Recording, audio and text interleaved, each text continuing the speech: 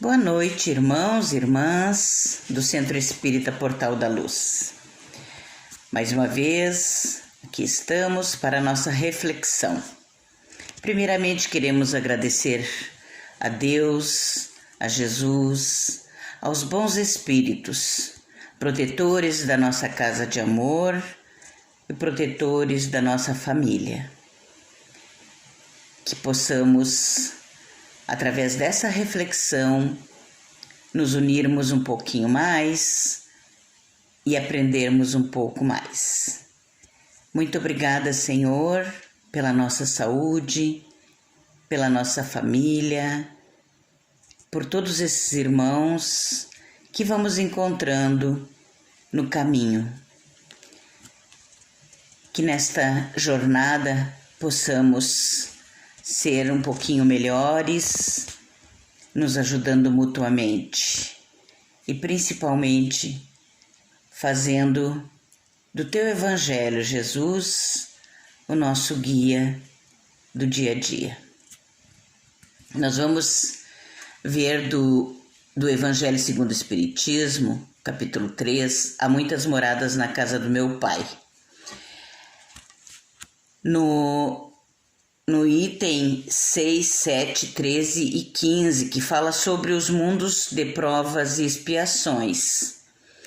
E nós sabemos que a Terra ainda está nesse estágio de provas e expiações. Então vamos começar pela destinação da Terra e as causas das misérias humanas. Muitos se admiram de que na Terra haja tanta maldade e tantas paixões grosseiras, tantas misérias e enfermidades de toda a natureza.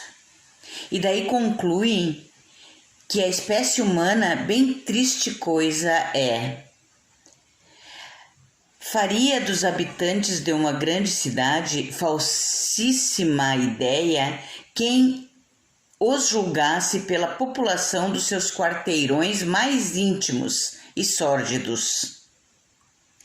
Num hospital, ninguém vê senão doentes e estropiados. Afinal, os curados não estão mais lá.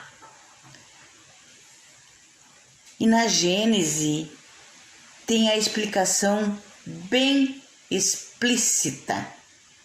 O que seria os mundos de expiações e provas? Que vos direis dos mundos de expiações que já não saibais? Pois basta observeis este em que habitais. A superioridade da inteligência, em grande número dos seus habitantes, indica que a Terra não é um mundo primitivo. Que bom, não é? Entretanto, nem todos os espíritos que encarnam na Terra vão para aí em expiação. As raças que chamais selvagens são formadas de espíritos que apenas saíram da infância espiritual e que na Terra se acham, por assim dizer, em curso de educação e para terem a oportunidade de evoluírem.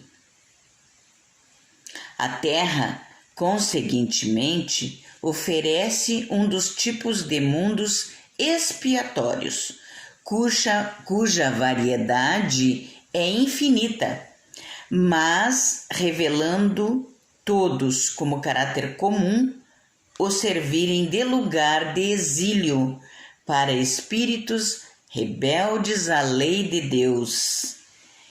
Esses espíritos têm aí de lutar e progredir.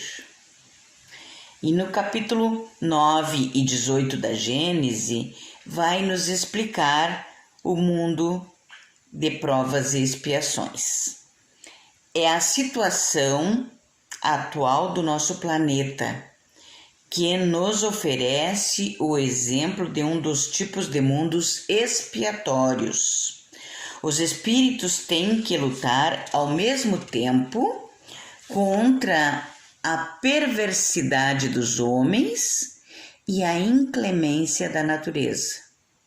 O mal predomina sobre o bem e, consequentemente, o sofrimento predomina sobre a felicidade. Os espíritos aí encarnados têm que expiar, ou seja, consertar certos erros do passado, de outras encarnações, e ao mesmo tempo passar por provações cujo objetivo é fazer evoluir as qualidades do coração e da inteligência, educando os sentimentos. Vamos ver a explicação da expiação. É toda dificuldade ou problema, doenças provenientes de atos errados que fizemos em vidas passadas. Pois para toda ação existe uma reação, e para uma ação ruim vem uma reação ruim. Nós nem sempre recebemos essas reações na mesma vida que praticamos o erro. Então, elas ficarão para o resgate em uma próxima reencarnação. É assim que age a justiça divina, que tem o objetivo maior de ensinar e nunca de castigar. O homem não é punido, portanto, sempre ou completamente na sua existência presente, mas jamais escapa das consequências das suas faltas. Cedo ou tarde, a lei de causa e efeito se fará. E provação. São situações que passamos e que têm a finalidade de exercitar a nossa inteligência, a nossa paciência, a nossa fé e também a nossa resignação. Não tem necessariamente a ver com atos que fizemos em outras reencarnações, mas sim são frutos de atitudes que tomamos ou deixamos de tomar nesta existência. São também frutos das atitudes dos outros com quem somos colocados a conviver nesta vida. Por isso que é necessário compreendamos o que estamos fazendo aqui para aceitarmos melhor as pequenas alfinetadas diárias que a vida nos oferece e que visam nos educar. A Terra é uma escola de fraternidade e de reparação. Nela habitam espíritos ainda endividados com a providência divina e que aí encontram meios para se corrigir através do sofrimento regenerador e do esforço em dominar suas más tendências, causas das misérias humanas. Por que então são marcantes estas misérias? É que nós não aprendemos ainda que somos todos irmãos, pela lei do nosso Pai, tão suavemente expressa no Evangelho. É que ainda existe em nós muito egoísmo, orgulho e desamor. A situação material e moral da humanidade terrestre é devida principalmente à natureza daqueles que a habitam, ou seja, pelo nosso atraso moral. Como fazer para apressar a cura das nossas enfermidades morais? combatendo os nossos defeitos, incentivando as virtudes e buscando nossa reforma íntima à luz do Evangelho do Senhor. Conhece-se o verdadeiro espírita cristão pelo esforço em domar as suas más inclinações. A dor é condição de alegria e também o preço da virtude, e a virtude é o bem mais precioso que há no universo.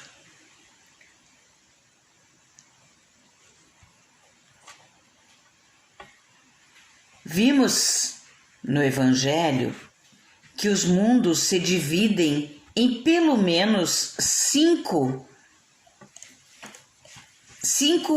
categorias, que seriam os mundos primitivos, provas e expiações, regeneração, ditosos ou felizes e celestes ou divinos. E que nos chamados mundo de expiações e prova, que é o nosso caso, a atual condição da Terra, o mal predomina. Esta é a razão porque neste planeta o ser humano vive a abraços com tantas misérias. Na Terra, diz Agostinho, espírito, os espíritos em expiação são, se assim se pode dizer, seres estrangeiros, indivíduos que já viveram em outros mundos. Entretanto, nem todos os espíritos que se encarnam neste planeta vêm para ele em expiação. Nós temos o exemplo no livro Os Exilados de Capela, de Edgar Armand. Os povos chamados selvagens são formados de espíritos que apenas saíram da infância espiritual, como vimos no início, e que na Terra se acham, por assim dizer, em curso de educação para se desenvolverem pelo contato com espíritos mais adiantados, que é o que nos explica o livro Exilados de Capela, que são espíritos que já têm um intelecto mais avançado e eles reencarnaram aqui na Terra para ajudar aqueles espíritos ditos selvagens, né, que ainda estariam na infância intelectual e espiritual aqui da Terra. Então, esses espíritos vêm como incentivadores, né, como professores desses que ainda estão na infância espiritual, que é o que o livro nos explica. E vem depois deles as coletividades semicivilizadas, constituídas desses mesmos espíritos em via de progresso. Então, à medida que vamos evoluindo como humanidade, a gente vai se tornando uma civilização mais adiantada. São elas, de certo modo, as raças nativas, né? Aqueles que estão iniciando, são os indígenas da Terra, que aqui se elevaram pouco a pouco ao longo dos períodos seculares. Então, aqueles que estavam nativos aqui da Terra receberam a orientação daqueles que já tinham um intelecto mais adiantado. E qual será então a destinação futura da Terra?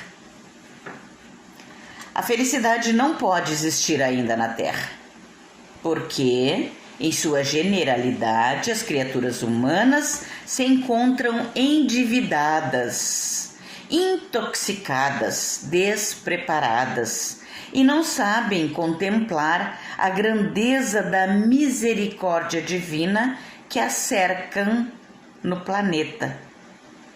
mas é encarnando-se aqui no globo que a criatura edifica as bases da sua ventura real, pelo trabalho e pelo sacrifício, a caminho das mais sublimes aquisições, para um mundo divino da sua consciência. Eis a destinação de todos nós. À medida que temos o conhecimento, vamos repartindo com os nossos irmãos, vamos compartilhando com os nossos irmãos estes conhecimentos, e assim nós nos destinamos à evolução, ao progresso, ajudando os nossos irmãos da retaguarda. Então essa é a lei de Deus, da misericórdia divina. Todo aquele que já conquistou um degrau na evolução, por dever, tem que ajudar os nossos irmãos de retaguarda. Um dia, a Terra sairá do estágio de expiações e provas e passará para a condição de mundo de regeneração, porquanto este globo está, como tudo na natureza, submetido à lei do progresso. A Terra progride assim, material e moralmente. Materialmente ou fisicamente, pela transformação dos elementos que a compõem, que somos nós, as criaturas humanas. Moralmente, pela depuração dos espíritos encarnados e desencarnados que a povoam. Esses progressos se realizam paralelamente, visto que o melhoramento de qualquer habitação guarda relação com o aprimoramento dos seus habitantes. E fisicamente, o globo terráqueo tem experimentado transformações que o vêm tornando sucessivamente habitável, por seres cada vez mais aperfeiçoados. Moralmente, a humanidade progride pelo desenvolvimento da inteligência, do senso moral e do abrandamento dos costumes. Para que a felicidade impere na Terra, torna-se preciso, pois, que somente a povoem espíritos bons, que somente ao bem se dediquem. E a geração futura, havendo chegado o tempo, grande migração se verifica entre os planetas. Os que praticam o mal pelo mal, ainda não tocados pelo sentimento do bem, não mais sendo dignos do planeta transformado, são dele excluídos, porque a sua presença constituiria obstáculo ao progresso.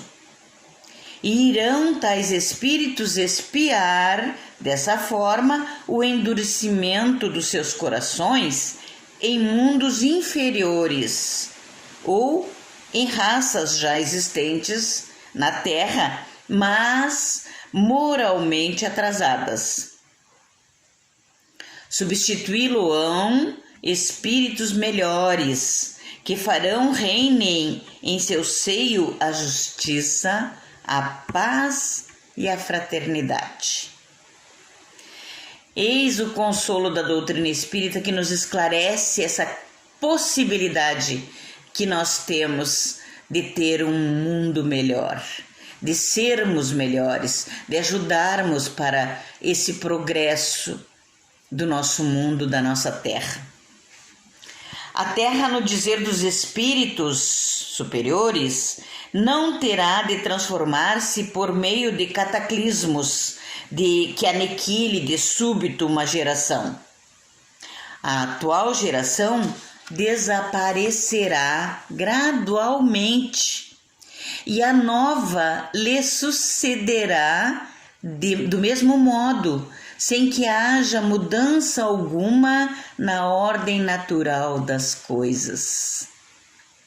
Em cada criança que nascer, em vez de um espírito atrasado e inclinado ao mal, que antes nela encarnaria, virá um espírito mais adiantado e propenso ao bem. Como já temos notícias desses espíritos que reencarnam aqui na Terra, que são chamados índigos ou cristais. A época atual é de transição e confundem-se os elementos das duas gerações, colocados no ponto intermediário. Assistimos a partida de uma e a chegada de outra, já se assinalando cada uma no mundo pelos caracteres que lhes são peculiares, cabendo-lhes fundar a era do progresso moral. A nova geração se distinguirá por inteligência e razão, geralmente precoces, juntas ao sentimento inato do bem e a crença espiritualista, o que constitui sinal indubitável de certo grau de adiantamento anterior.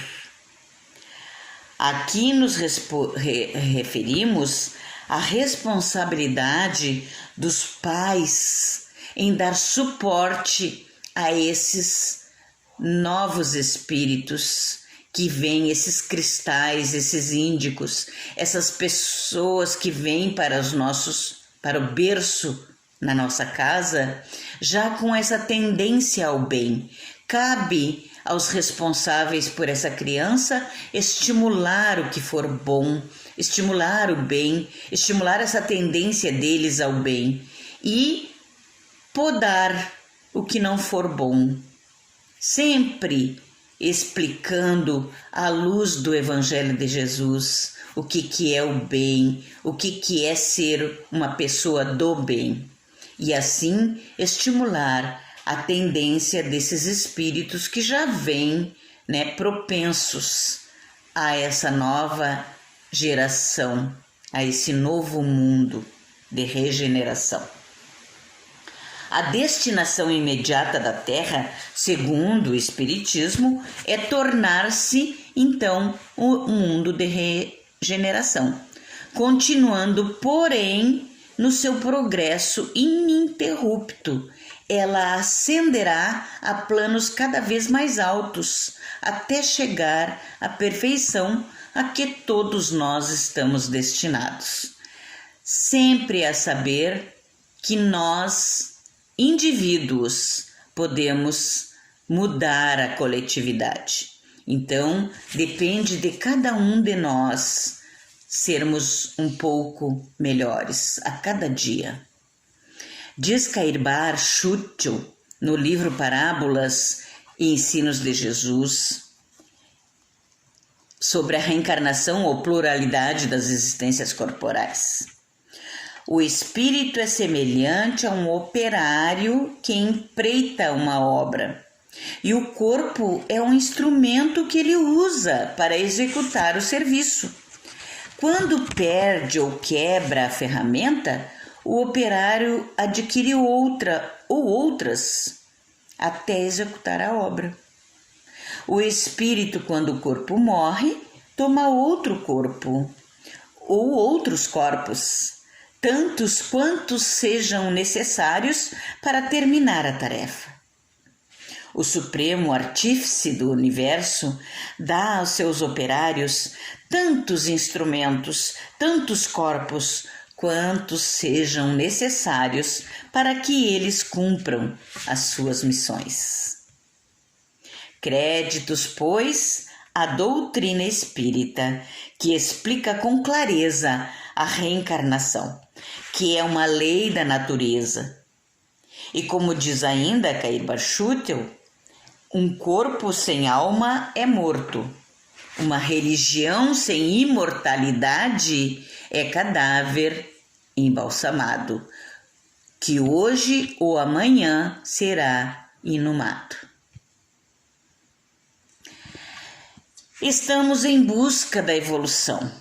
Como espíritos encarnados neste mundo de provas e expiações, temos que lutar muito para vencer os obstáculos que se apresentam diante do nosso desejo de efetuar a reforma íntima.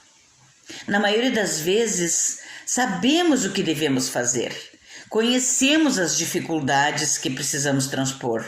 Entretanto, existe sempre um ponto de luta dentro de nós mesmos, que se apresenta como barreira, e é nesse momento que nos damos conta de como é difícil essa tarefa, porém, não é impossível. O primeiro passo é desejar sinceramente evoluir. Se a nossa disposição se mostrar